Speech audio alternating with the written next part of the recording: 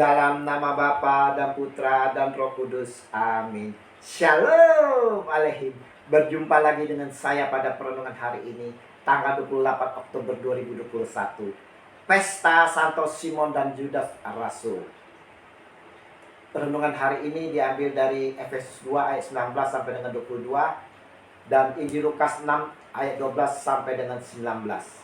Saudara-saudara yang terkasih di dalam kasih Kristus, hari ini Gereja Katolik merayakan pesta Santo Simon dan Judas Rasul. Nah, apa yang dapat kita tarik pelajaran dari kedua tokoh ini, saudara-saudara?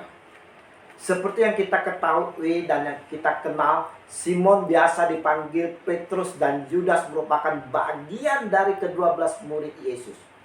Mereka ini, saudara-saudara, dipilih bukan melalui proses pemilihan biasa saja, saudara.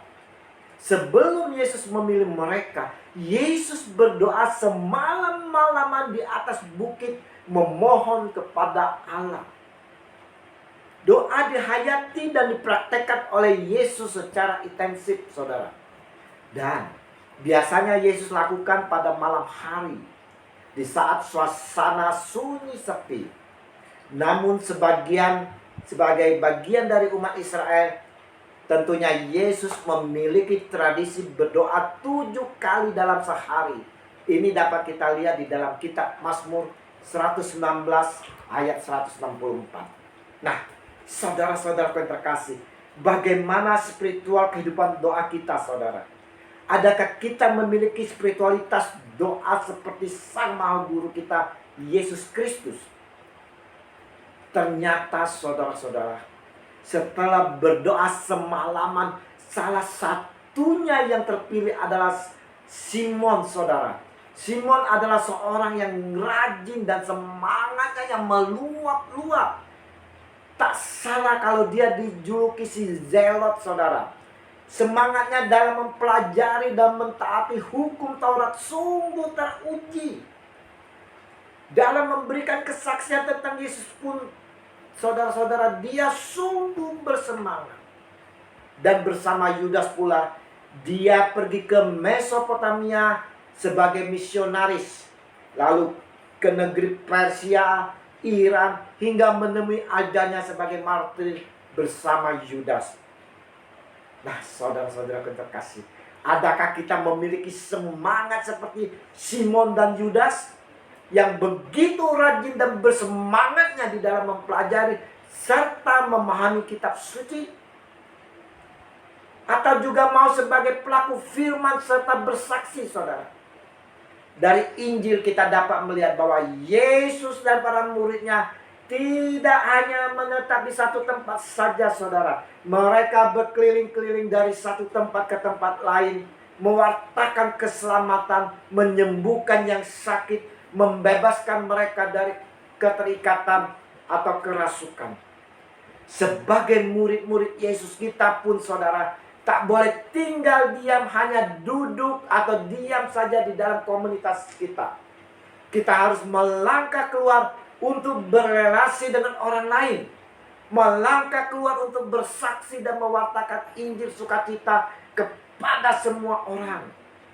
Kita harus memiliki belas kasih dan empati pada setiap orang yang membutuhkan Yesus, saudara. Kita hantarkan mereka kepada Dia, Tuhan kita, Yesus Kristus, yang punya kuasa di dalam kehidupan ini. Inilah, saudara-saudara, perutusan yang telah kita terima, yang harus kita lakukan setiap hari. Kita harus keluar, saudara, dari komunitas kita untuk menjangkau banyak orang yang membutuhkan Yesus, menjangkau mereka yang tersesat, agar kita bawa kembali kepada Yesus. Kita harus memperkenalkan akan kasih Yesus kepada mereka yang belum terjamah, saudara, sehingga mereka dapat merasakan kasih Yesus dan mempercayai, dan akhirnya, saudara, mengimani Dia, Yesus Kristus, yang adalah Tuhan kita.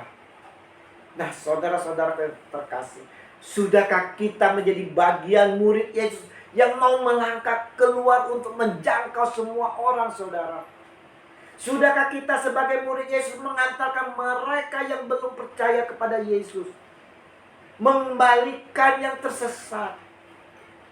Saudara-saudaraku yang terkasih, renungan hari ini di dalam perayaan pesta Santo Simon dan Yudas Rasul mau mengajak kita semua selalu memiliki hubungan relasi yang erat dengan Allah Bapa melalui doa-doa kita, saudara. Kita pun, saudara-saudara, diharapkan memiliki semangat seperti kedua tokoh yang kita rayakan hari ini, di mana memiliki semangat yang meluap-luap untuk membaca dan merenungkan kitab suci. Dan biarlah ini sebagai gaya model hidup kita, saudara. Juga dengan semangat meluap-luap untuk menjadi pelaku firman itu sendiri.